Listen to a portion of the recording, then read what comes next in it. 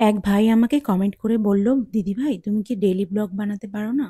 তো তুমি please daily blog বানাও। আমরা তোমাদের ডেইলি ব্লগ দেখতে চাই।" তো দেখো আমি এই নতুন ফেসবুক আমার একটাই আইডি। তো এখানে আমি কিছু ডেইলি ব্লগ করেছিলাম আগে কিন্তু আর করতাম না। তো আজকে থেকে ভাবলাম আবারও একটু ডেইলি ব্লগ শুরু করি। তো দেখো সকালবেলা আজকে বৃহস্পতিবার।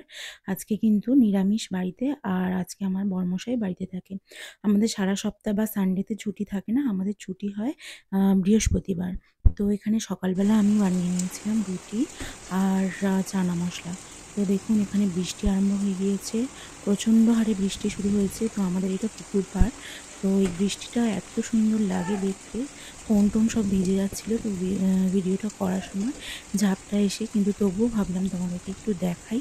আমার মানে এটা দেখতে এত ভালো লাগছে তো তোমাদেরও নিশ্চয়ই এই বৃষ্টির ভিউজটা দেখে মানে খুবই ভালো লাগবে। তো তারপরে আমি একটুখানি দেখে নিলাম বৃষ্টি হচ্ছে।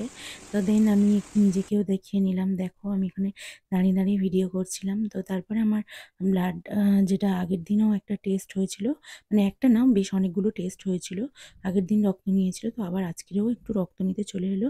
যে দাদাভাই আমার রক্ত নেয় তো উনি রক্ত নিয়ে চলে গেলেন আবারও টেস্ট করবার জন্য। তারপরে দেখুন এটা বৃষ্টির আগের মুহূর্ত আমার শাশুড়ি মা যখন বিড়ালগুলোকে খেতে দিচ্ছিল, ওনার কিন্তু এগুলো সব নিজস্ব পোষা বিড়াল। আরও অনেক বিড়াল আছে সেগুলো এসে পৌঁছায়নি। তো তাদের জন্য খাবার রেখে দেওয়া হয়েছে। তো এগুলো মাংস দিচ্ছিল। কোনো দিন মাছ দেন, কোনো দিন মাংস দেন। কিন্তু এরা সাধারণত আমাদের বাড়িতে দুপুরবেলা ভাত, মাংস এগুলো খায়। আর সকালবেলা কাঁচা মাছ, কাঁচা মাংস এরকমভাবে আমার শাশুড়ি মা দিয়ে থাকেন। তারপর দেখুন স্নান-টান হয়ে গেছে।